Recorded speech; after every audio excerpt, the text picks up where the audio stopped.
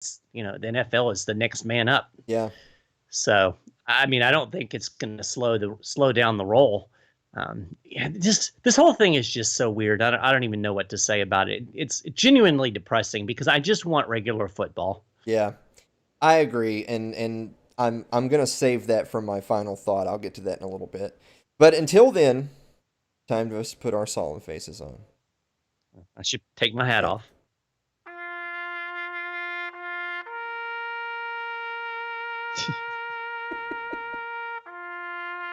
It's hard to be solemn with that. It's time for In Memoriam, where we remember a player, a team, a coach, whoever, whose sporting life was cut tragically short.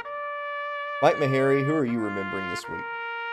Well, Alan, today I'm going to remember the Miami Marlins because they got the Rona. Pretty much all of them. I saw that. Actually, I think they're like 15 players and 2 coaches. I think is where they are, something like that. And here's kind of the yikes. Apparently, they got word of their first positive test, and then got 3 more on Saturday, and still played 3 games with the Phillies. Yeah. So that doesn't sound too good. But the reason that I decided to go ahead and give them the reverent treatment that they deserve is that, I mean, the Marlins weren't going to win anyway. It's not a great baseball team. Although they did take 2 out of 3 from the Phillies, so they did get a good start. But I don't think anybody expected them to be in the playoff contention, and now they're not going to even be able to play again for at least. I think they're saying Monday at the earliest. But right now they're still sequestered in Philly. So I'm remembering kicker Adam Vinatieri, who can be seen here doing his best Mike Maharrey impression. Yeah. If he take his hat off, which in fact I actually am pretty sure he's nearly bald, so there you go. You could be a kicker in the NFL for the Indianapolis Colts. Apparently there's an opening, right? There is an opening because unfortunately it looks like the Colts are going to let the competition come down to Chris Ballard. Chris Ballard of the Colts has said that Chase McLaughlin and Rodrigo Blankenship are going to compete for the kicking job, which means the team is moving on from Adam Vinatieri after a 14-year run in Indianapolis. A 24-year career total. I think it's pretty safe to say he won't be on another roster. But how's this for an interesting stat? If Adam Vinatieri does not make an NFL roster in 2020, it will be only the second year since 1947 that does not feature one of these 3 players: George Blanda, Jackie Slayer, or Adam Vinatieri. Oh, wow. George Blanda did not play in 1959, but his Hall of Fame career stretched from 1948 to 1975. The following year, Jackie Slater began his Hall of Fame career, spent entirely with the Rams. He played 1 game in the 95 season. In 1996, Adam Vinatieri started his career, which stretched 24 seasons. Wow. I know. Vinatieri, Hall of Fame kicker? Actually, that was going to be my follow-up question for you. I mean, he's definitely a Hall of Fame kicker. Here's a somewhat harder question. First ballot Hall of Famer?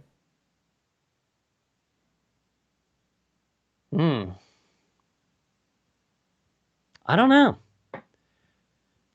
I would say if he wasn't a kicker, given his if he had done what he has done as a kicker, say as a linebacker, I think yes. I mean, but does a kicker get first ballot consideration? I don't know. If he had the accolades that he had as a linebacker, he would not only be first ballot Hall of Famer, but he'd probably replace people like Jim Brown, that sort of person, as like greatest football player of all time. I mean, it wouldn't even be close. Now, as we all know, kickers aren't football players, but without opening up that can of worms, I'm going to say he's first ballot Hall of Famer, and it's not even close. I think he easily is first ballot Hall of Famer because, kicker aside, and I know that's a big aside, it's not just that he has some records. This dude has he has a laundry list of accolades that even makes people like the Tom Brady's and Peyton Mannings of the world jealous at times. I mean, it's a ridiculous list of accolades that Adam Vinatieri has over a 24-year career. I know that's crazy. Could you imagine being someone like a Patrick Mahomes and signing $500 million contracts and thinking, "Oh, I'll sign 3 more of these." Right? You would literally be a multi-billionaire when you retired. It's crazy. So I think for sure first ballot Hall of Fame. But do you have a final thought? Well, I was going to run through real quick. The NHL playoffs start Saturday, Okay. and I'm gonna run through real quick. I'm gonna give you my winners of the play-in round. Winner. So these are the guys that Okay. will go on to start the thing. We got the Rangers and the Hurricanes. Okay. This is the only upset I'm picking in the East. I think the Rangers are going to take the Hurricanes out. It's a bad matchup for the Canes. Okay. Islanders Panthers, we're taking the Islanders. They were pretty well ahead. I think they're favored. Defensive team, they're going to shut down the Panthers. Mm-hmm. Penguins Canadians, not even close. Penguins are going to win this one. In fact, I think the Penguins are a dangerous team. I would not want to face them in the first round of the World Playoffs. And then we have Columbus and Toronto. I'm going to go for the defensive team, the Blue Jackets.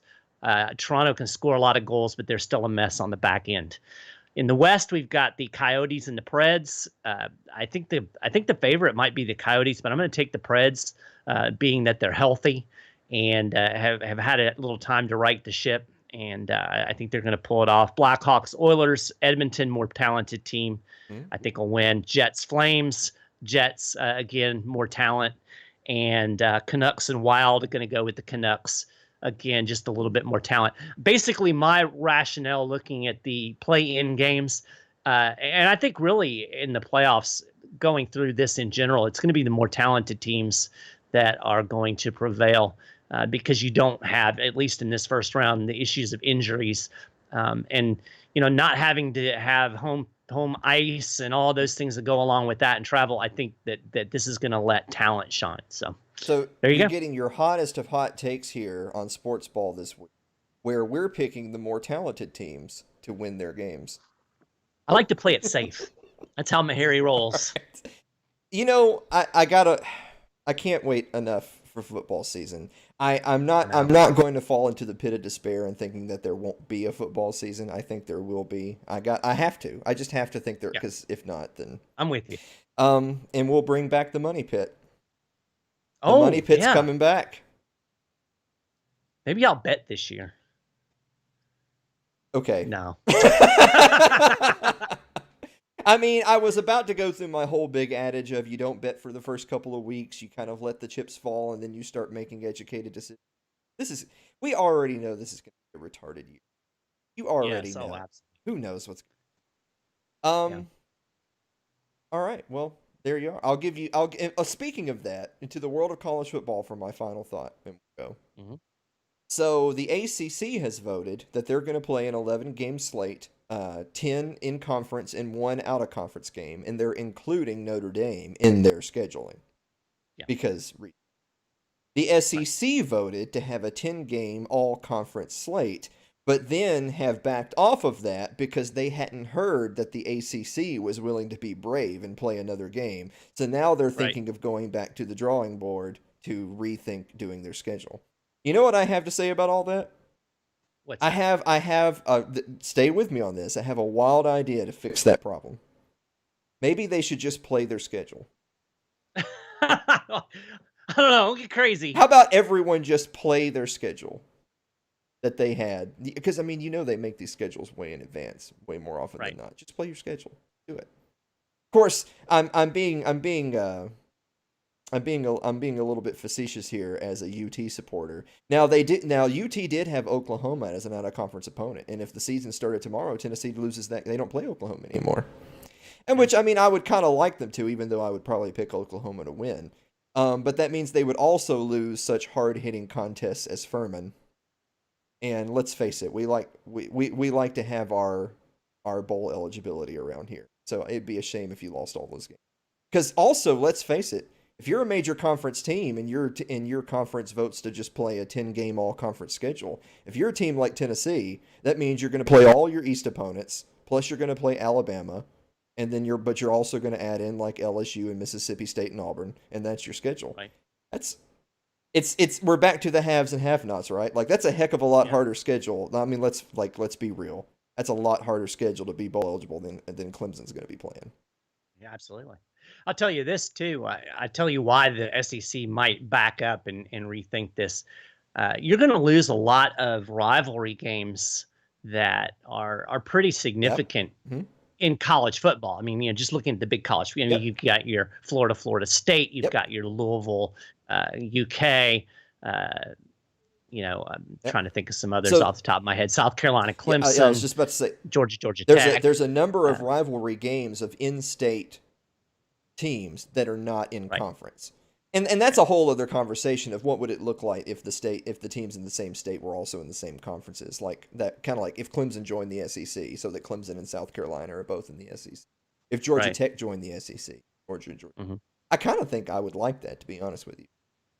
I If you were gonna just go down to be four cool. mega conferences, then the SEC could just take Georgia Tech, Louisville, and Clemson. You're basically ready to go, right?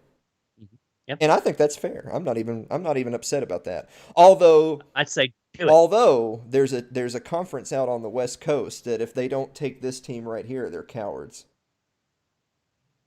Yeah, I'm that's just right. saying. Nice. Cowards. All right, do you Cowards. have another final thought or are we done? No, that was my final thought. Okay. Other than gold bolts, because we've got playoff hockey. All right. Oh, they actually are playing. The playoffs actually start on Saturday, I believe. So they're doing exhibition games now. The top three teams in each, top three teams in each conference will do their little round robin, or maybe it's top four. So you've got in the East, you've got the Lightning, the Flyers, the Capitals, and the Bruins. So four teams, and I don't know who's in the West because who pays attention to the West? Well, that just goes to show you if they're playing games now, I refuse to. The football won't be playing in a couple of months. Yeah, but they're playing in a video game box. Well, And in a complete bubble. So, they've got all of the teams sequestered in two cities. So, we'll have to have the bubble debate another time. I can't stand yeah, any for more sure. Rona talk. So, No. guys, thank you so much for listening to another episode of Sports Ball, and we will see you next week.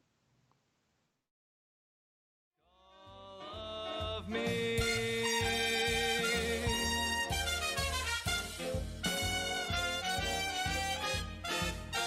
You have been listening to Sports Ball with Mike Maharrey and Alan Mosley.